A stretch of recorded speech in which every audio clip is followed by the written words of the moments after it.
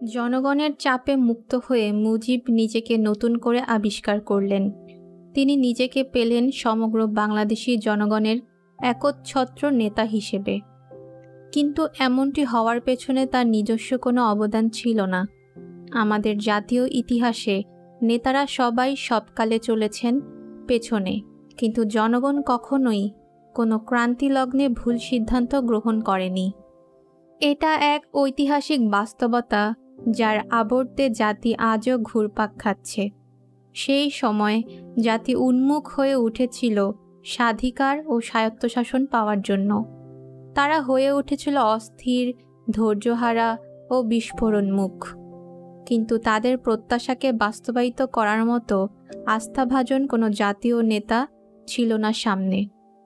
বিস্ফোরণমুখ জাতিকে এগিয়ে নেওয়ার জন্য নিঃস্বার্থ চরিত্রের পরীক্ষিত একজন বিচক্ষণ নেতার প্রয়োজন হয়ে উঠেছিল বিকল্পহীন। মাওলানা ভাসানী ছিলেন তেমন মাপের একমাত্র নেতা, কিন্তু বয়সের ভারে তিনি তখন অনেকটাই দুর্বল। নেতা হিসেবে তাকে জনগণ অবশ্যই জেনে এসেছে আপসহীন বৃহত্তর গরিব জনগোষ্ঠীর বন্ধু হিসেবে। তার রাজনৈতিক দূরদর্শিতা ও প্রজ্ঞতারও অভাব ছিল না, কিন্তু তার ছিল না সংগঠন ভিত্তিক শক্তি। এ কারণেই এই বর্ষীয়ান নেতার পক্ষে কিছুতেই সম্ভব ছিল না গণ আন্দোলনের চড়াই উতরাই পেরিয়ে আন্দোলনকে ক্রমান্বয়ে বিপ্লবে রূপান্তরিত করে ধাপে ধাপে এগিয়ে নিয়ে চরম বিজয় অর্জন করা। তার পক্ষে শ্রদ্ধার ও জনপ্রিয়তার শীর্ষে অবস্থান করেও এটা কার্যকরী করা তখন তার পক্ষে কিছুতেই সম্ভব ছিল না।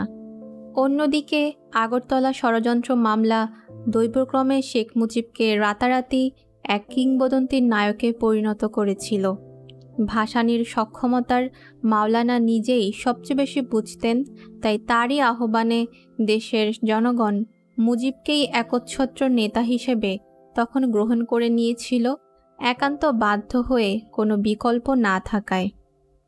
স্বাধীন বাংলাদেশের চিন্তা করেছিলেন মজলুম জননেতা মাওলানা আব্দুল হামিদ খান ভাসানীও, কিন্তু শেখ মুজিব কখনো পূর্ব পাকিস্তানকে বিচ্ছিন্ন করার কথা চিন্তা করেননি। তিনি স্বায়ত্তশাসনের দাবি জানিয়েছিলেন মাত্র। আগরতলা ষড়যন্ত্র মামলার ধারা বিবরণী খবরের কাগজে প্রকাশিত করতে থাকে আইয়ুব মোনেম চক্র। তারা পূর্ব পাকিস্তানের বাঙালি মুসলমানদের ভারত বিরোধী মনোভাবকে তাদের স্বার্থে কাজে লাগাবার উদ্দেশ্যেই এই সিদ্ধান্ত গ্রহণ করেছিলেন। তারা ভেবেছিলেন মানুষ যখন জানতে পারবে শেখ মুজিব ভারতের দালাল হয়ে পাকিস্তানের অখণ্ডতার বিরুদ্ধে ষড়যন্ত্রে লিপ্ত, তখন তার বিরুদ্ধে বিক্ষোভে ফেটে পড়বে। কিন্তু পরিণাম হলো সম্পূর্ণ উল্টোটাই।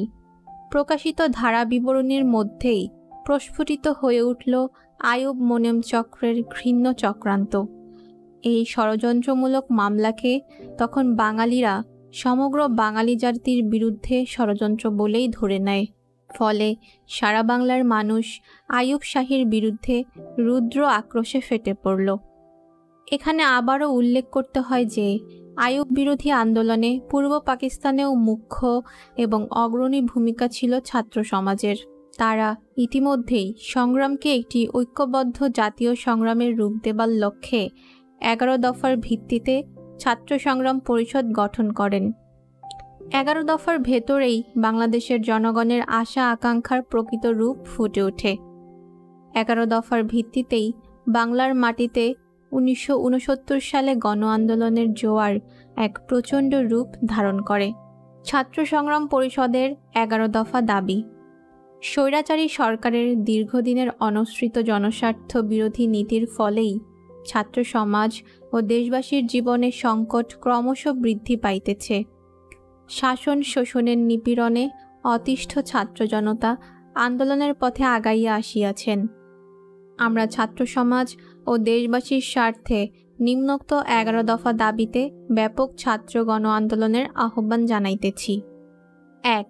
সচ্ছল কলেজসমূহকে প্রাদেশিকরণের নীতি পরিত্যাগ করিতে হইবে এবং জগন্নাথ কলেজ সহ প্রাদেশিকরণকৃত কলেজসমূহকে পূর্বাবস্থায় ফিরাইয়া দিতে হইবে।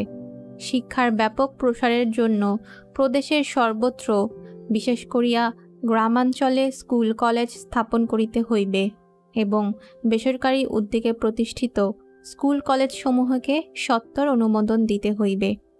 কারিগরি শিক্ষার প্রসারের জন্য পর্যাপ্ত সংখ্যক ইঞ্জিনিয়ারিং কলেজ, পলিটেকনিক্যাল ও কমার্শিয়াল ইনস্টিটিউট স্থাপন করিতে হইবে।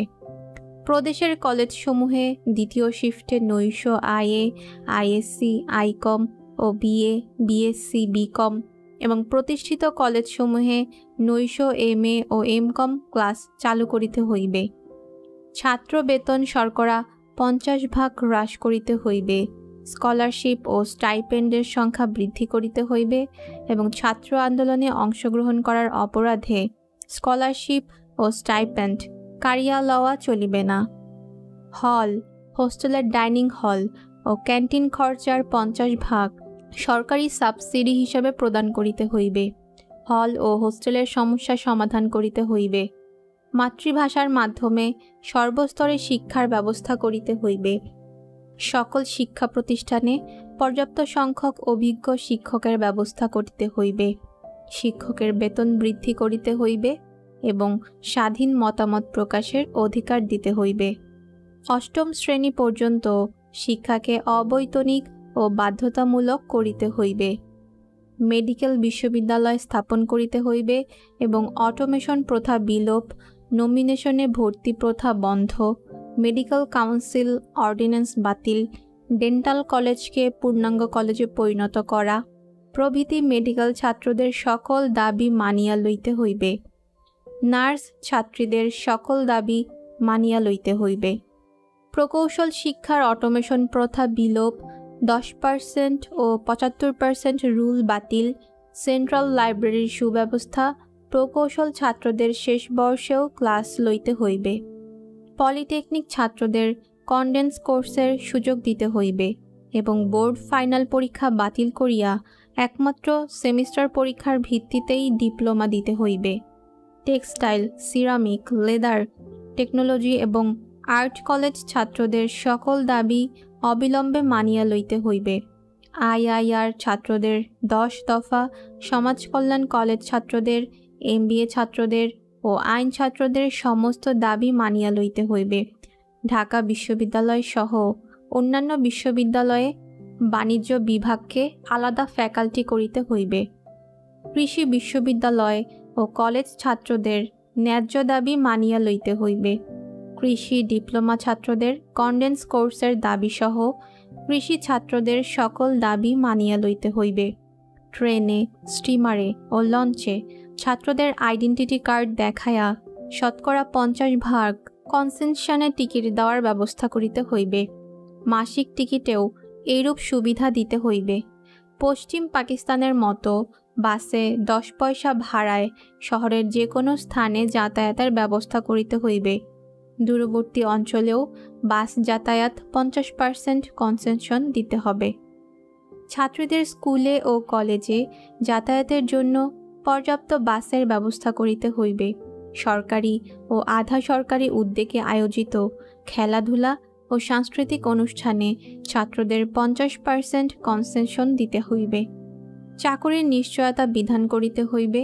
কুখ্যাত বিশ্ববিদ্যালয় অর্ডিন্যান্স সম্পূর্ণ বাতিল করিতে হইবে এবং বিশ্ববিদ্যালয় সহ অন্যান্য সকল প্রতিষ্ঠানের স্বায়ত্তশাসন দিতে হইবে। শাসক গোষ্ঠীর শিক্ষা সংকোচন নীতির প্রামাণ্য দলিল, জাতীয় শিক্ষা কমিশন রিপোর্ট ও হামিদুর রহমান কমিশন রিপোর্ট সম্পূর্ণ বাতিল এবং ছাত্র সমাজ ও দেশবাসীর স্বার্থে গণমুখী বৈজ্ঞানিক শিক্ষা ব্যবস্থা কায়েম করিতে হইবে। 2. প্রাপ্তবয়স্কদের ভোটে প্রত্যক্ষ নির্বাচনের মাধ্যমে পার্লামেন্টারি গণতন্ত্র প্রতিষ্ঠা করিতে হইবে। বাক স্বাধীনতা ও সংবাদপত্রের স্বাধীনতা দিতে হইবে। দৈনিক ইত্তেফাক পত্রিকার উপর হইতে নিষেধাজ্ঞা প্রত্যাহার করিতে হইবে। 3. নিম্নলিখিত দাবিসমূহ মানিয়া লইবার ভিত্তিতে পূর্ব পাকিস্তানের পূর্ণ স্বায়ত্তশাসন দিতে হইবে। দেশের শাসনতান্ত্রিক কাঠামো হইবে ফেডারেশন শাসনতান্ত্রিক রাষ্ট্রসংঘ এবং আইন পরিষদের ক্ষমতা হইবে সার্বভৌম। ফেডারেল সরকারের ক্ষমতা দেশ রক্ষা, বৈদেশিক নীতি ও মুদ্রা এই কয়েকটি বিষয়ে সীমাবদ্ধ থাকিবে। অপরাপর সকল বিষয়ে অঙ্গরাষ্ট্রগুলির ক্ষমতা হইবে নিরঙ্কুশ। 2 অঞ্চলের জন্য একই মুদ্রা থাকিবে।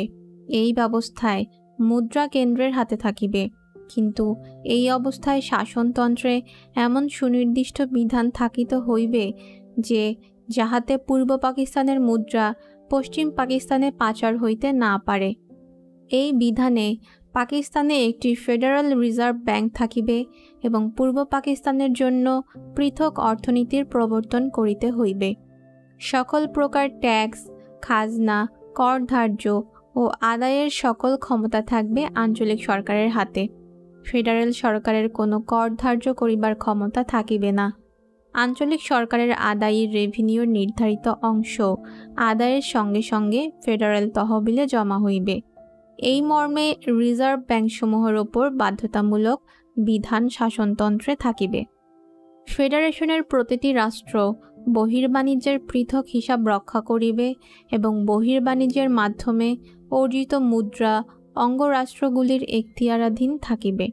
পূর্ব পাকিস্তানকে মিলিশিয়া বা প্যারামিলিটারি রক্ষী বাহিনী গঠনের ক্ষমতা দিতে হইবে। পূর্ব পাকিস্তানে অস্ত্র কারখানা নির্মাণ ও নৌবাহিনীর সদর দফতর স্থাপন করিতে হইবে। 4. পশ্চিম পাকিস্তানের বেলুচিস্তান, উত্তর পশ্চিম সীমান্ত প্রদেশ এবং সিন্ধু সহ সকল প্রদেশের স্বায়ত্তশাসন প্রদান করত সাব ফেডারেশন গঠন। 5. ব্যাংক, বীমা, পাট ব্যবসা ও বৃহৎ ভারী শিল্প জাতীয়করণ করিতে হইবে। 6. কৃষকদের ওপর হইতে খাজনা ও ট্যাক্সের হার হ্রাস করিতে হইবে এবং বকেয়া খাজনা ও ঋণ মওকুফ করিতে হইবে। পাটের সর্বনিম্ন মূল্য মণ প্রতি 40 টাকা নির্ধারণ ও আখের ন্যায্য মূল্য দিতে হইবে। 7. শ্রমিকদের ন্যায্য মজুরি ও বোনাস দিতে হইবে এবং শিক্ষা, বাসস্থান ও চিকিৎসার ব্যবস্থা করিতে হইবে। শ্রমিক স্বার্থ বিরোধী কায়দা কানুন প্রত্যাহার করিতে হইবে এবং ধর্মঘটের অধিকার ও ট্রেড ইউনিয়ন করিবার ক্ষমতা প্রদান করিতে হইবে। 8. পূর্ব পাকিস্তানের বন্যা নিয়ন্ত্রণ ও জনসম্পদের সার্বিক ব্যবহারের ব্যবস্থা করিতে হইবে। 9. জরুরি আইন প্রত্যাহার, নিরাপত্তা ও অন্যান্য নির্যাতনমূলক আইন প্রত্যাহার করিতে হইবে। 10. সিয়াটো, সেন্টো, পাক মার্কিন সামরিক চুক্তি বাতিল করিয়া জোট বহির্ভূত স্বাধীন নিরপেক্ষ পররাষ্ট্র নীতি কায়েম করিতে হইবে। 11. দেশের বিভিন্ন কারাগারে আটক সকল ছাত্র, শ্রমিক, কৃষক, রাজনৈতিক কর্মী ও নেতৃবৃন্দের অবিলম্বে মুক্তি, গ্রেফতারি পরোয়ানা ও হুলিয়া প্রত্যাহার এবং আগরতলা ষড়যন্ত্র মামলাসহ সকল রাজনৈতিক কারণে দায়েরকৃত মামলা প্রত্যাহার করিতে হইবে।